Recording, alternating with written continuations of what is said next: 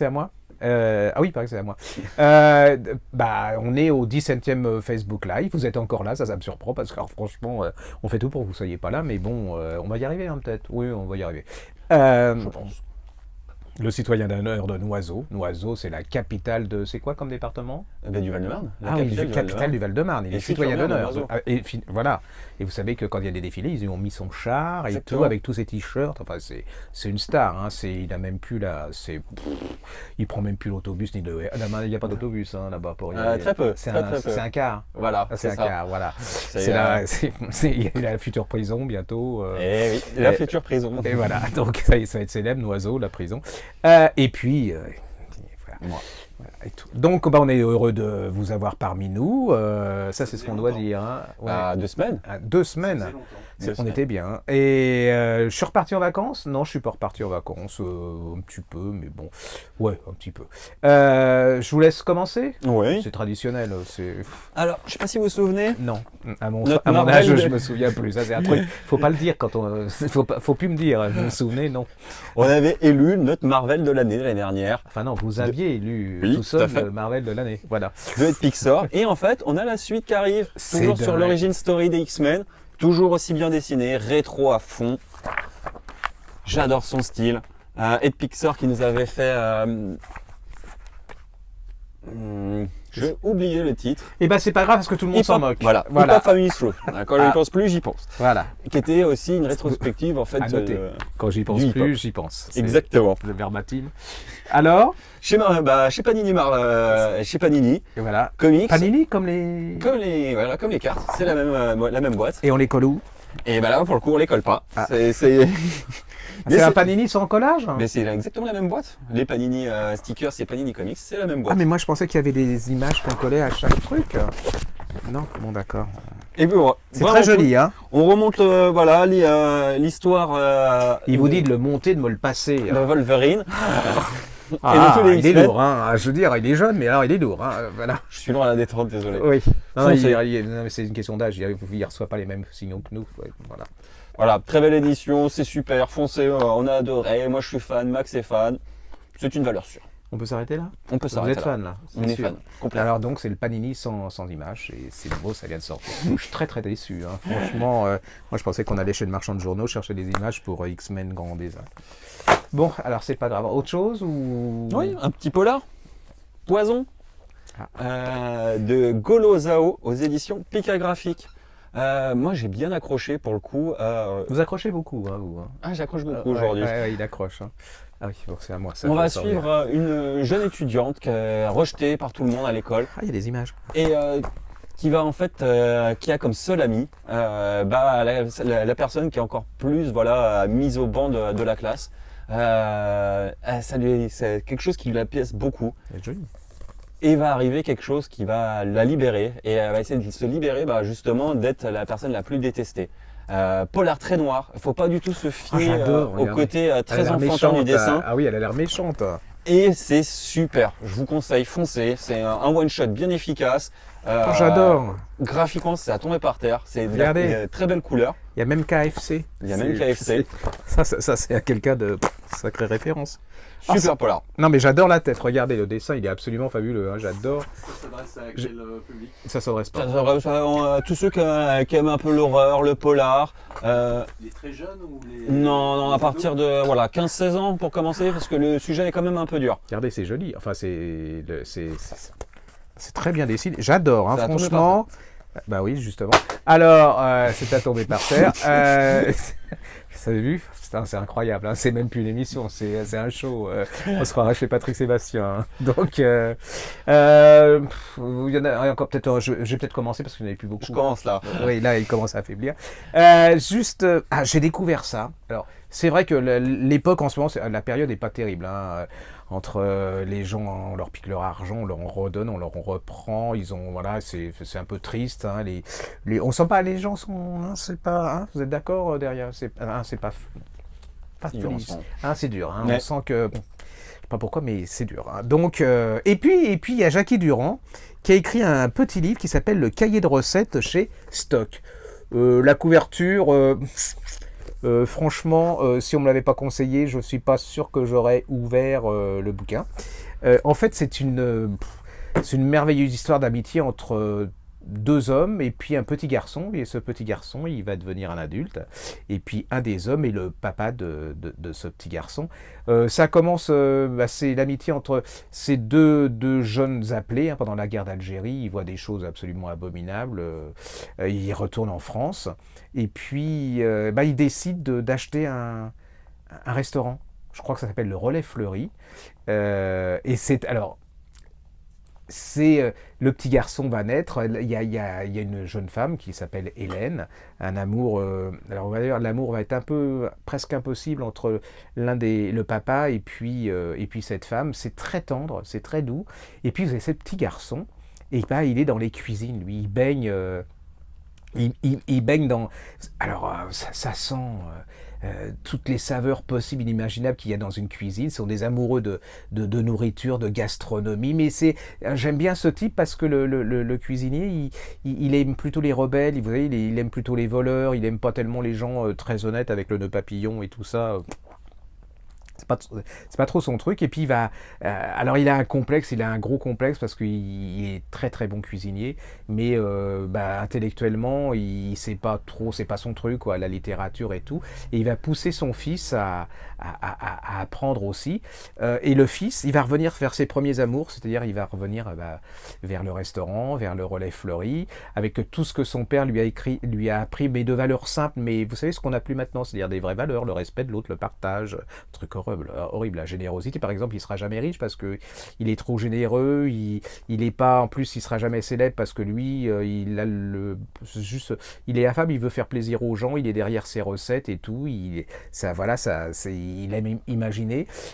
C'est un très joli sur la simplicité de la vie, sur les valeurs, puis alors vous lisez ça, vous avez envie d'aller au resto, hein. Enfin là votre femme ou votre mec, il a intérêt d'être au niveau parce que c'est tout en sensualité, c'est tout en finesse, c'est tout en émotion. Et puis il y a ce début de roman qui est absolument extraordinaire, enfin bouleversant, c'est-à-dire que c'est la transmission entre le papa et puis le fils, hein, qui a un certain âge maintenant, qui se tient au restaurant, qui tient le restaurant, et puis le père est dans le coma pour ainsi dire. Et il va essayer pour ses derniers moments de lui refaire découvrir, enfin de lui refaire boire un peu de chablis, de lui faire sa recette préférée, lui faire goûter un petit peu. C'est absolument bouleversant mais merveilleux à la fois. C'est une histoire d'amour et d'amitié entre le père et le fils. C'est une histoire de ce que la France a de plus universel et de si particulier. Par exemple, qu'on voit qu'à travers la gastronomie et puis la nourriture, il y a beaucoup de choses qui se partagent. C'est une histoire d'amitié entre les hommes. Il y a une très très belle histoire d'amour et puis de cette femme, vous allez voir, qui s'appelle Hélène. Vous allez voir pourquoi ça marche pas forcément comme elle le désirerait. C'est l'histoire de petit garçon qui vient se câliner avec ses parents, vous savez, dans le lit, et puis il y a l'histoire du copain, enfin de l'autre homme qui parle pas beaucoup et qui est protecteur sur le petit garçon aussi, et c'est absolument une pure merveille. Allez-y, moi j'ai adoré, ça vous remonter le moral. C'est moi je pense, alors la cuisine, je vais pas vous dire ce que je mange, mais voilà, je devrais pas, mais des dieux. Entre autres, oui, avec du ketchup bien sûr, et du coca, et là ça vous donne envie. C'est la France, c'est universel, c'est éternel, c'est l'amour, l'amitié, la générosité, le partage, tout ce qu'il faut réapprendre. Et une fois que vous l'avez fini, vous êtes super bien, vous avez peut-être versé une petite larme, et puis vous dites que ces gens, ils ont quand même réussi leur vie, malgré que c'est pas des gens, vous savez, ces stars, ces machins, non. Ils ont simplement réalisé, malgré qu'ils n'avaient pas forcément tous les atouts en main, ils ont utilisé le peu qu'ils avaient, enfin eux ils en ont beaucoup, hein, au niveau talent, et puis d'émotion, d'écoute, pour avoir une belle vie. Ça s'appelle Cahier de recettes chez Stock de Jackie Durand. Ça va être bientôt la fête des pères, la fête des mères. Et là, vous pouvez l'offrir et au père et à la mère, parce que c'est pas sexiste, vous voyez. C'est pas, comme on dit, il y a certains qui disent c'est un livre pour femmes ou un livre pour hommes. Pas du tout. Là, c'est tout simplement un très bon livre, hein. Quand un livre est bon, ça n'a pas de sexe, ou ça a les deux sexes. Voilà. C'est chez Stock. Ouais, allez-y, parce que franchement, c'est une très belle réussite. Un petit peu à vous. Oui, un polar que m'avait mis, une BD polar que m'avait mis Jean dans les mains. de David Lapan. On est sur un comics bien sombre aux éditions Delcourt. Où on va suivre en fait le quotidien d'une petite ville américaine bien isolée. Il faut imaginer voilà la petite ville américaine la plus isolée possible, la plus sombre possible. Ah oui. Et on va suivre voilà le quotidien de ces villageois. Un crime va être perpétré. Et au fur et à mesure, tout va commencer à se déliter. C'est très bien fichu, c'est très sombre. Je suis vachement étonné pour le coup. Ah oui, alors derrière, ils te mettent entre... Attendez, je vous lis, hein, entre Palahniuk, Quentin Tarantino et James Ellroy. À mon avis, remarquez quand vous voyez le mec, je sais pas là, ça a pas l'air de... il n'est pas danseur étoile à l'Opéra de Paris, voyez-vous, il serait plutôt catcheur, voilà. C'est... Ouais. Voilà. Et merci à Jean de m'avoir mis ça entre les mains, c'est vraiment efficace. C'est qui vous l'a mis entre les mains? Jean. Ah, Jean, il vous l'a mis entre les mains. Oh, c'est bien. Alors, qu'est-ce que je fais là? Je fais un... vient de paraître juste, on va faire des poches un peu, un manoir en Cornouailles de Eve Chase en 10-18. Alors ça avait été un de nos coups de cœur au niveau des tentes. Hein. L'histoire de cette jeune femme qui va se marier, qui cherche un endroit pour se marier. Elle va tomber sur une maison et cette maison, il se passe quelque chose, c'est qu'elle sent qu'il y a une corrélation entre elle, sa famille, ses parents, sa mère, voilà. C'est la découverte d'un secret, c'est la découverte d'un pays absolument, d'une région absolument fabuleuse, la Cornouailles. Il y a du Daphné du Maurier dedans, c'est clair, hein, c'est hyper bien écrit. Une fois que vous êtes dedans, vous ne lâchez pas, c'est pas cher. Et nous, nos clientes et nos clients qui ont lu ça, on sont revenus complètement enthousiasmés par ce petit livre. Allez-y, c'est vraiment, ça a été une des révélations au niveau détente intelligente et très anglaise, avec beaucoup de charme et très pervers. Hein, il se passe des choses. Hein. Moi, le manoir en Cornouailles, j'aimerais pas trop. Enfin, c'est voilà.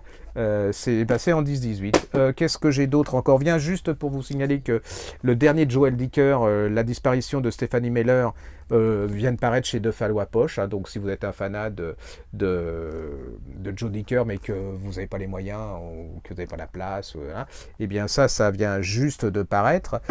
Qu'est-ce que j'ai d'autre à vous faire? Oui, bien sûr. Il y a l'inénarrable à notre idole, hein, Karen Vigers. Hein, Karen Vigers, aux Essals, c'est elle qui avait fait La Mémoire des Embruns, qui a fait Le Murmure du vent. Elle fait partie de ces femmes qui écrit et à chaque roman, on n'est jamais déçu. C'est-à-dire qu'elle arrive à se renouveler tout en étant dans le même élément. Ça, c'est quand même incroyable, avec le même genre de personnage. Et chaque fois, c'est une redécouverte. Et puis, alors là, on est... C'est l'histoire d'un jeune homme, hein, il s'appelle Léon. Il était avec ses parents sur une île. On sent que le père, il est un petit peu alcoolo, il est très âgé, il va, à mon avis, mourir. La mère reste là, et puis il décide de vivre une autre vie. Il part, et puis lui, il est garde forestier, enfin, je crois que ça s'appelle garde forestier, et puis il va déboucher dans une communauté, il va louer une maison. Le problème, c'est qu'il y a beaucoup de bûcherons et j'ai appris que les bûcherons et les gardes, ça va pas ensemble, parce que les bûcherons, ils tuent les arbres, enfin ils les coupent, et les gardes forestiers, ils les conservent. Donc déjà, vous voyez, il est jeune, il débarque dans cette communauté. Il y a à côté de sa maison une maison, voilà, avec un petit garçon qui s'appelle Max, un père qui est bûcheron, tombe mal, sa femme, le père est pas sympa du tout avec le fils, il le dévalorise, et donc Léon et Max, ils vont écouter. Léon va tout faire pour redonner de la valeur à Max. Il va lui apprendre le rugby, c'est une sorte de rugby australien. Alors là-dedans aussi, il y a un autre capital, hein, un autre couple de jeunes. Eux, ils ont perdu leurs parents dans un incendie. Il y a Kurt, et puis elle, je crois qu'elle s'appelle Kitty. Alors par contre, Kurt, voilà, ils tiennent un petit restaurant, mais alors il tient sa sœur. C'est une abomination, c'est-à-dire qu'elle n'a pas le droit de regarder, elle serveuse, mais elle ne doit pas regarder les gens. Dès qu'il part quelque part, il ferme la porte à clé. Et un jour, elle va arriver à dérober la clé. Elle va découvrir le monde, hein, tel qu'elle ne le connaissait pas. Elle a une vingtaine d'années. Il y a Léon. Vous allez voir comment ces histoires vont s'entrechoquer. Il y a l'histoire de Léon qui va essayer de... C'est très très dur de rentrer dans la communauté. C'est-à-dire qu'on va tout lui faire passer. Hein. Il va s'en prendre plein la tête. Il y a un suspense d'enfer. Je vous dis pas. Jusqu'à la fin, c'est vous tremblez.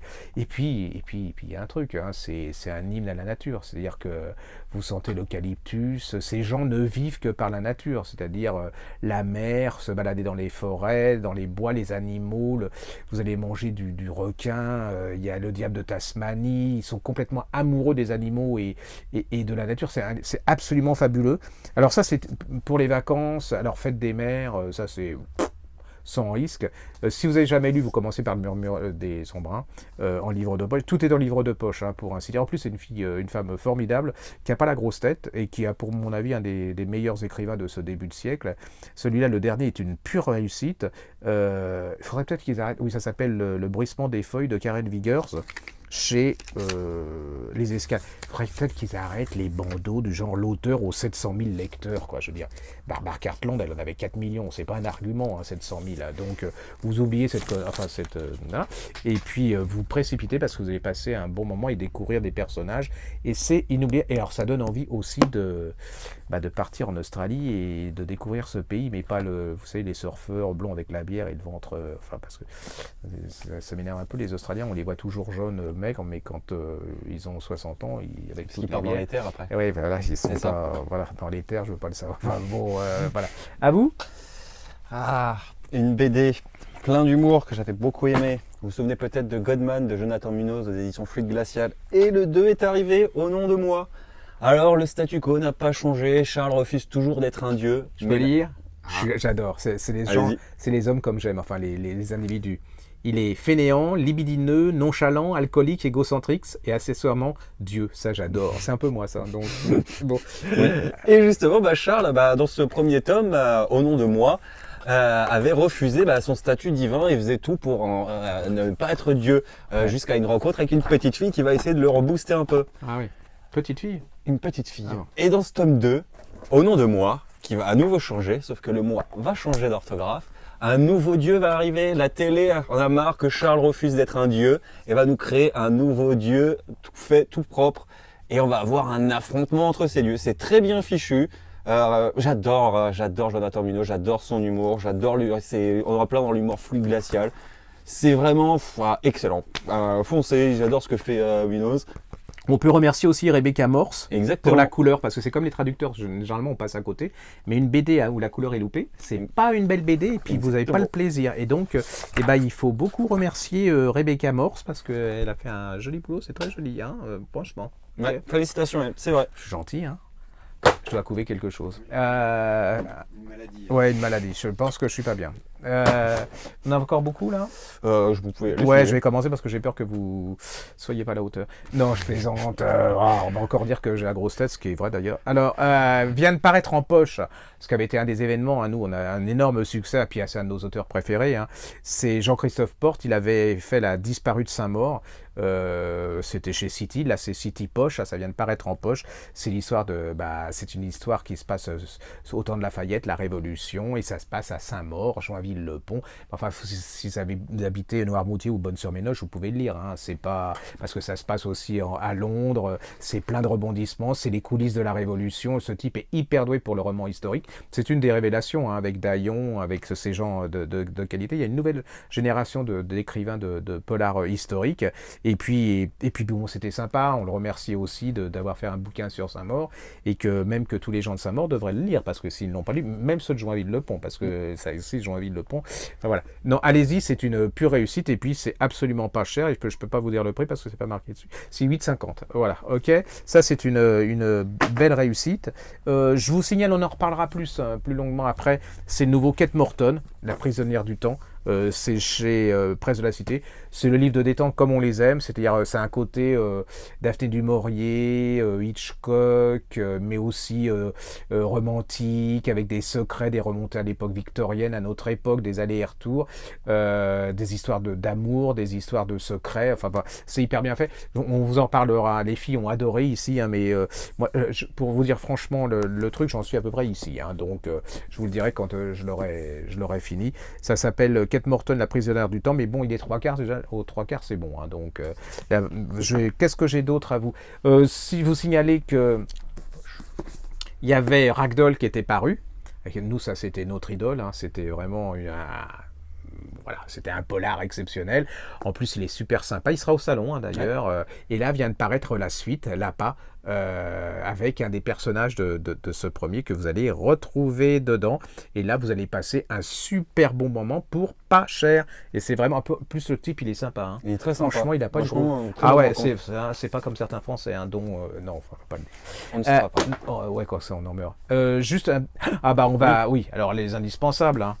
Je me souvenais peut-être de l'affaire Rose Keller. Voilà, Rose Keller. Maintenant, il vient de faire paraître Les Filles du panier chez French Pop. C'est la nouvelle star du roman historique, ouais. Hein, Ludovic Miserol, enfin c'est une des nouvelles stars. C'est Sade, le premier vous aviez Sade qui enlève plus ou moins une jeune femme à Paris, qui va l'emmener dans une de ses gentilhommières. Vous allez il découvre absolument, il vous fait découvrir tout le côté absolument pas du tout mythique de Sade, hein, c'est-à-dire que c'est vraiment, mais sans être glauque, sans être voyeur et tout, il vous replonge dans le XVIIIe siècle avec... il a le talent d'écrivain et d'historien. En plus, il est modeste, ce qui est quand même aussi rare. Et puis là, il va nous faire paraître qui est d'égale qualité de l'autre. Il faut absolument que vous lisiez ça parce que c'est vraiment très très bien. Je ne sais pas pourquoi les journalistes, mais c'est les Parisiens. Hein, donc, Parisiens, c'est si vous appelez pas petit-fils, machin, truc. Mais j'adore petit-fils, hein, mais ils vont pas parler de vous. Là, ils vous font paraître il vous fait paraître le deuxième tome, ça s'appelle Les Filles du panier, c'est-à-dire que là, il a quand même manqué de mal, enfin, il était limite de se faire avoir et il se repose un peu dans son château dans le sud, mais c'est ça, hein, donc il peut pas, il tient plus, hein, donc il va descendre à Marseille et puis on va vous, ce qui est encore, je le répète, qui est très bien fait, le panier, c'est un quartier de Marseille, hein, c'est le vieux Marseille. Et là, c'est le 18e siècle, c'est Marseille, c'est Sade, c'est plein de rebondissements, je ne vais pas vous faire des tonnes de là-dessus parce que c'est un truc obligatoire, passage. C'est chez French Pulp, French Pulp, et d'ailleurs, entre parenthèses, une maison d'édition qui fait des couvertures absolument extraordinaires, des bouquins. Ils ressortent des choses que les autres maisons d'édition, c'est au moins une maison d'édition qui a une image, un caractère, il y a quelque chose derrière, on sent qu'il y a quelqu'un qui a envie et qui a des choses, le plaisir de nous faire découvrir des choses un peu différentes et qui sont moins parisiennes que voilà. Juste pour moi, je suis passionné d'histoire et j'ai adoré ça de Bernard Cottret. Ça s'appelle Les Tudors chez Perrin. Et là, vous allez découvrir, c'est entre Barbe Bleue, mais aussi des gens très intelligents comme le fondateur de la dynastie. Il y a Marie Tudor. J'adore Marie Tudor, hein, une horreur. Enfin, bon, c'est des gens qui n'ont pas eu peu de chance non plus parce que les parents n'étaient pas terribles, voilà. Vous avez Élisabeth Ier, hein, une des plus grandes reines d'Angleterre. C'est à la fois une reine, une histoire de l'Angleterre, mais c'est aussi une histoire de personnages. C'est-à-dire que, vous voyez quand même, c'est pas les ersatz qu'on avait. Remarquez, il faut mieux parce que vu les dégâts qu'ils ont fait, mais c'est pas les ersatz qu'on a en ce moment. Vous voyez, c'est pas, ils vont pas à la Coupole ni chez Fouquet's, ni voilà, c'était dur. Hein. C'est hyper bien écrit, c'est hyper bien documenté. Puis vous allez découvrir voilà, moi j'ai adoré, j'ai appris plein de choses et j'aime bien les gens qui sont intelligents, cultivés et puis qui écrivent bien en même temps et que les éditions Perrin sont assez spécialistes de ça, nous faire découvrir des choses. C'est à vous ? Ouais. Je suis gentil, hein, je laisse, ouais, franchement. Ouais. Le journal d'un assassin aux éditions Atalante de Martha Wells. Très efficace, très court. C'est un auteur anglais pour le coup qui m'a bluffé. On va suivre un équipage qui est en train un équipage qui est en train de terraformer une planète, qui est en train de coloniser une planète si vous préférez. Et en fait, le personnage principal de cette équipe va être le robot qui les accompagne.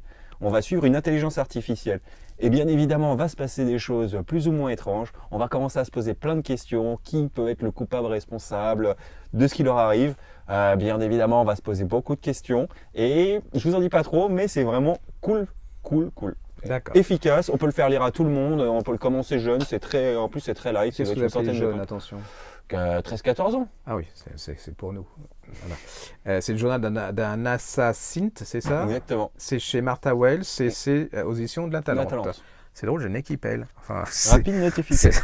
Non mais c'est vrai, c'est horrible. J'ai l'impression. Oui, il faut chercher ma crème. Ouais, c'est une émission culturelle. J'aimerais bien que vous nous parliez de la folle vie de Lily. La folle vie de... Et j'étais persuadé de l'avoir fait. Hein. Je l'ai fait partout sauf ici. Bah, ça, c'est un de mes chouchous. Hein. C'est un de mes chocs de cette année. Liliane Rover, Ray, La folle vie de Lily. C'est chez Robert Laffont. Bon, alors, on va le redire. C'est un de mes personnages préférés dans 10% avec le chien et tout. J'adore. Alors, franchement, je ne connaissais pas cette femme. Hein. Je le reconnais. Elle jouait dans pas mal de séries. J'étais pas né. Alors, donc, je ne connaissais pas cette femme, je la connaissais pour 10%. Je voyais le personnage, mais je savais pas qu'elle avait écrit. En plus, elle a tourné avec des gens absolument extraordinaires, hein, d'une qualité incroyable. Et puis, il y a un truc. Alors, on me l'a reproché parce que j'ai déjà parlé de ce bouquin. Alors c'est une folle de jazz, de musique et tout. Elle est d'origine juive. Hein, ses parents ont émigré de Pologne. Passe sa jeunesse, elle va échapper à la rafle à Paris. Et puis là, elle va se tirer de chez ses parents et elle va vivre où ? New York. Non. Non, déjà, il y a... Voilà, ça c'est la nouvelle génération. Mais non, à Saint-Germain-des-Prés. À cette époque-là, bon, alors Saint-Germain-des-Prés, mais alors pas le Saint-Germain-des-Prés des neuneux, là, ouais, pas Saint-Germain-des-Prés de la mode, enfin des chaussures à 2000 €, des mecs vieux et décatis du café de Flore qui croient être Jean-Paul Sartre parce qu'ils sont assis à la même chaise, enfin, même truc. Donc, enfin, ce truc insipide qui existe maintenant pour touristes, pour quart allemand. Et donc, c'est le Saint-Germain-des-Prés extraordinaire, c'est-à-dire Saint-Germain-des-Prés, où on joue du jazz, où il y a les grands jazzmen. Elle va être complètement plombée par cette musique, complètement folle. Elle va, ça m'énerve, alors elle va être copine avec des gens dont on rêve d'être le copain. Je vous la fais court, hein, voilà. Elle va partir à New York avec un de ses jazzmen. Elle va se retrouver à New York et là... Là, elle va rencontrer tout le monde, quoi. Elle va être draguée par Duke Ellington, elle va recevoir, elle va reconnaître, et elle va connaître Monk, Mingus, enfin des gens, voilà. Et puis, elle va sortir, elle va être amoureuse avec Chet Baker, quoi. C'est mon idole. C'est un moment intense de ma vie. Elle va raconter Chet Baker, la vie aux États-Unis. Mais alors, ce que j'aime beaucoup dans cette femme, alors il y a aussi, il y a un épisode elle l'avait jamais dit jusque-là, mais elle a été violée. Mais alors, contrairement à ce que elle l'a assumé, enfin, c'est-à-dire que je ne sais pas comment elle a fait, mais elle n'a pas traîné ça toute sa vie, quoi. Apparemment, elle l'a dépassé et elle n'en a pas voulu aux hommes pour ça, elle les a pas haïs, elle n'a pas eu... voilà, c'est un très très beau passage, hein, sur ce... Moi, je suis resté ébahi par la force de cette femme à ce niveau-là, c'est incroyable. Et donc, elle va nous raconter Chet Baker. Chet Baker, c'est un génie de la trompette, une voix absolument incroyable, un mec d'une beauté... voilà, toutes les nanettes, elles tombaient, enfin voilà, Chet Baker, quoi. Et là, la petite Française, il va tomber complètement amoureuse, elle va partir avec lui, et là, vous allez voir comment cet homme, de Dieu beau, californien, en fait, était plein de failles, plein de solitude, qui va tomber dans l'alcool, qui va tomber dans la drogue, jusqu'à finir à Amsterdam. On ne sait pas s'il s'est suicidé, si on l'a poussé parce qu'il n'avait pas payé sa drogue. Et puis elle va revenir, hein, parce qu'il y a un moment, elle sait que ça ne peut pas tenir. Et puis c'est toute sa vie. Alors, elle va revenir à Saint-Germain-des-Prés, où il y a tous les jazzmen. Il va revenir, lui, la revoir à Saint-Germain-des-Prés. C'est la vie à Paris absolument extraordinaire à cette époque. Elle va tourner avec les plus grands cinéastes. C'est une femme incroyable. Franchement, le livre, je suis complètement tombé KO d'amour pour cette femme, d'admiration, voilà. Puis il y a des gens qui ont un pot monstrueux quand même, parce que c'est comme si moi j'étais... Elle était très belle à l'époque. Ah mais fabuleuse. Mais elle a beaucoup de charme encore, hein, parce que je crois qu'elle était belle, mais elle avait aussi beaucoup de charme. Je veux dire, quand on voit et puis il y a des photos mythiques. Hein, là, je l'ai pas parce que forcément, quand on cherche quelque chose, on ne l'a jamais quand on cherche. Mais elle a des photos d'elle absolument incroyables, d'une beauté incroyable. Et puis elle a ce truc, moi je trouve que peu de gens ont. Ah bah si, je cherche la photo que je suis niais. Regardez, elle est derrière. Regardez cette photo absolument culte. Elle a du recul. C'est-à-dire qu'elle a du recul sur elle-même, elle se raconte et elle n'a pas la grossette, alors qu'elle a vécu une vie absolument fabuleuse. Nous, on a des vies de petits bourgeois. Hein. Moi, déjà, quand je prends le RER jusqu'à Châtelet, j'ai l'impression de faire le jour du débarquement. Mais alors, c'est comme si moi, j'avais rencontré Proust, Maupassant, vous voyez, et puis qu'en plus, bon, enfin... Si ce n'est pas lu, c'est absolument un des incontournables à lire, parce que même si vous n'aimez pas la musique, parce qu'on m'a dit vous parlez trop de Chet Baker, ça n'a rien à voir. C'est une femme qui vit avec des gens extraordinaires, qui va qui va vous parler de leur quotidien à l'hôtel. Voilà, ils n'ont pas à bouffer, ils boivent, ils se trompent. Il y a New York incroyable à l'époque, il y a Saint-Germain-des-Prés, là, ça, c'est franchement, là, vous en prenez. Il y a Boris Vian, vous voyez, c'est toute l'époque. C'est un peu une époque où on croit que il y avait des génies tous les. Alors nous, pour trouver un génie au coin d'une rue en ce moment à Paris, faut fumer, parce qu'on n'a pas grand-chose. Hein. Enfin maintenant, tu as plein de génies, mais c'est juste de la réalité. Et elle il tournait, rencontrait, voilà, c'est absolument fabuleux. C'est plein d'émotions, c'est très humain, c'est une femme incroyable, et tous ces gens qui sont humainement incroyables. Voilà, avec des dessins pas. C'est là où on voit que la tragédie est pas loin de. Voilà, souvent le génie, il est pas loin de la tragédie. Allez-y, ça s'appelle La folle vie de Lily, de Liliane Revers. Voilà. Les éditions Robert Laffont. Juste un petit coucou, encore un petit dernier. Un petit.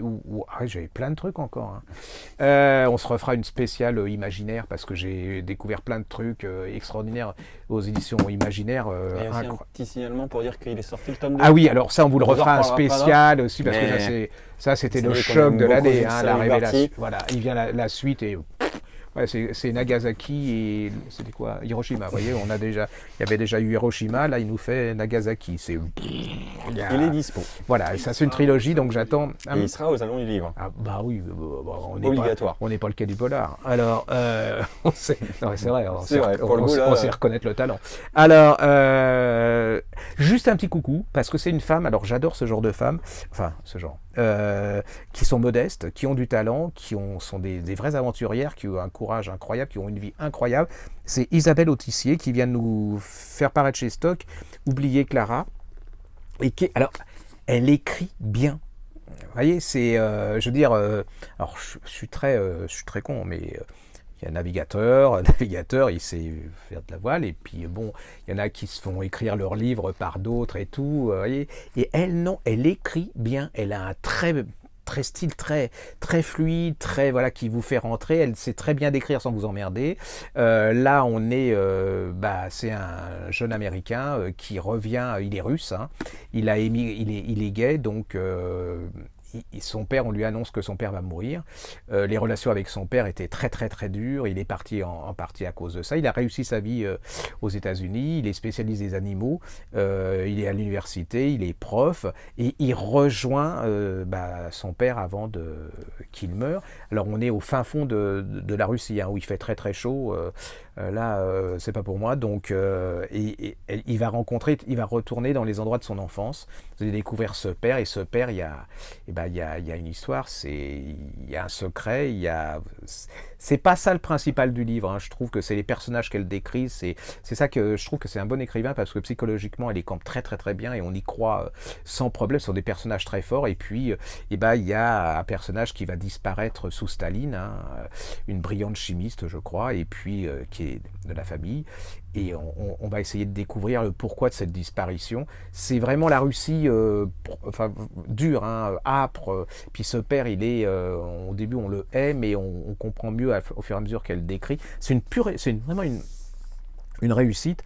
Ça s'appelle Oubliez Clara, c'est chez Stock. Elle avait écrit, alors il y a plein de choses d'elle en livre de poche. Et je me rappelle, j'avais lu Rendez-vous avec la mer, qui était superbe, et elle avait Les Aventuriers du Monde aussi. Elle avait fait quelques trucs qui étaient très bien, et elle avait fait surtout L'Amant de Patagonie, que j'avais adoré. C'est en livre de poche. Allez-y, c'est vraiment une écrivain. C'est-à-dire que cette femme, et puis en plus, c'est un truc un peu sentimental, mais on connaît bien ses parents qui étaient, nous, on était jeunes libraires ici à Saint-Maur, et ses parents ont été parmi qui étaient des gens absolument qui lui ressemblaient aussi, qui étaient d'une modestie, d'une gentillesse incroyable. Vous savez, ça se voit plus beaucoup maintenant, et qui étaient des lecteurs acharnés, qui venaient acheter des livres entre autres pour leur fille, et qui nous parlaient de leur fille, mais très modestement, très pudiquement, et elles leur ressemblent étonnamment. C'est des femmes comme on aime, et qui ont une vie dense, et qui savent la raconter avec beaucoup de talent et de pudeur. Voilà, on s'arrête là pour aujourd'hui. On s'arrête là? On s'arrête là. Bon, je vous laisse faire où on nous trouve. Alors, nous trouve où? Vous pouvez nous suivre sur YouTube, sur Facebook. N'hésitez pas à lâcher un petit pouce, partager la vidéo, On commenter. lâche les petits pouces maintenant. On lâche des petits pouces ou même des grands. Abonnez-vous. Merci pour les 9000. Merci. On en reparle tout de On est suite reparti après. pour 10 000 là. Vous pouvez suivre Gérard sur Sud Radio avec Valérie Expert. Ouais, merveilleuse. Qu'est-ce qu'il faut pas faire sur pour le faire journal de la santé. Merveilleuse. Le magazine de la santé. Le magazine de la santé. Merveilleuse. Sur sa 977. Oui, alors c'est un mec, donc enfin c'est un monsieur, il est gentil, très gentil, très Très sympa gentil. et tout. Ouais. Et sur Canal+. Merveilleuse. C'est que des merveilleuses. Hein. Franchement, Valérie Expert, Marina Cardampos, Isabelle. Voilà. J'ai de la chance quand même. Hein. Et vous pouvez aussi suivre Jean et Mélanie qui vont faire des vidéos. Ah oui, et maintenant il y a plein. Et ça marche très bien. Hein. Ouais. Ah ouais, ils ont du talent. Hein. Pourtant, il est grand. Hein. Mais parce que généralement, le grand n'a pas beaucoup de talent. Mais lui, il a du talent. Hein. Voilà, mais donc, Mélanie aussi. Hein, n'hésitez pas à aller sur leurs vidéos, lâcher aussi des pouces, des partages. Et puis voilà. Voilà, et contrairement à certains, elle lit les livres dont elle parle. Donc, je n'aimerais pas encore de trucs. Mais je peux faire un coucou aussi à la maison qui font un boulot merveilleux. Enfin, c'est des passionnés. C'est la maison de la presse du Touquet. Oui. C'est une dame absolument charmante et qui se bat avec sa maison de la presse pour parler de romans, de choses qu'elle aime et trouve voilà, parce qu'elle vaut certaines librairies. Je dirais pas encore le nom, mais un jour je vais le dire. Hein. Et franchement, les maisons de la presse, parce qu'il y a beaucoup de librairies, maison de la presse, le TRC, le machin, le truc et tout, et ben elle fait un boulot génial. Et en plus, elle va chercher les gens qui forcément ne lisent pas, vous voyez. Et elle fait elle fait des vidéos aussi, sur sa page Facebook. Voilà, c'est notre côté. On aime bien les gens. Ouais, et puis franchement, c'est cool, quoi. C'est vachement intéressant ce qu'elle fait. Ouais. Et puis bon, on n'aime pas beaucoup les gens, mais il y en a certains qu'on aime bien et qu'on peut aider. Hein. Bon, on va pas le refaire tout le temps, non mais voilà. Faut pas, sinon on va être gentil, ça va être. Allez liker aussi sa page. Ah oui, allez, et puis elle sera très contente, hein, franchement. Puis allez-y, voilà. J'irai pas au Touquet, mais on pourra vous donner un lien. Si, pourquoi on n'irait pas au Touquet? Il fait froid au Touquet. Non. Ah bon? J'irai peut-être avec Manu et Brigitte la prochaine fois à vélo. Voilà. On vous donne rendez-vous. C'est bientôt le salon du livre de poche, hein, je vous signale. Hein, ça se rapproche. Ça s'approche là. Oui, 3 jours. 3 jours. Ouais, non, 3 jours. Une semaine. Non, plus 3 jours, parce que alors là, je commence à avoir des. 3 jours?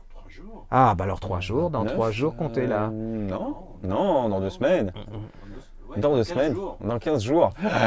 J'ai eu peur là. Là, je commençais à me dire, j'étais déjà hal, mais là, je venais d'Alzheimer. Hein. Là, c'était. Voilà, il m'a fait un. Mais c'est quoi ce type derrière là? Le salon du livre de poche de Saint-Maur. Tout ça pour vous dire qu'on se retrouve dans 15 jours. C'est cela, il essaye d'un sortir, il préfère la politique, lui. Oui.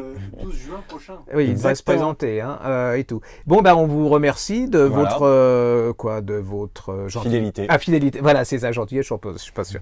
D'ailleurs, j'en connais qui sont pas gentils, qui nous regardent, mais bon. Et alors, surtout, si vous nous aimez pas, nous regardez pas.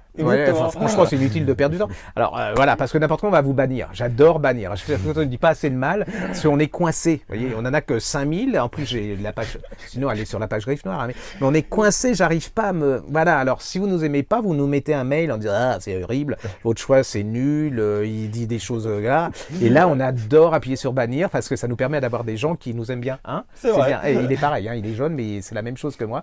Alors donc, dites du mal et comme ça, on pourra vous bannir. Voilà. Et puis, si vous dites du mal, soyez courageux, ne mettez pas un pseudonyme, quoi. Voilà, nous, on donne nos noms. Hein. C'est vrai, pour le coup. Voilà, donc, il n'y en a pas trop qui nous disent du mal. Hein. Non, c'est vrai. Non, c'est vrai. Donc, et merci pour tous les gentils messages aussi. Ah oui, et surtout sur ces t-shirts. Surtout ce celui-là. Alors là, il va avoir un succès monstrueux, son t-shirt. Ça, c'est le t-shirt de Noiseau. Exactement. Voilà, c'est l'équipe nationale de rugby de Noiseau. Voilà, à la prochaine fois. À la prochaine. À dans 15 jours. Bonne soirée et bonne semaine. Voilà.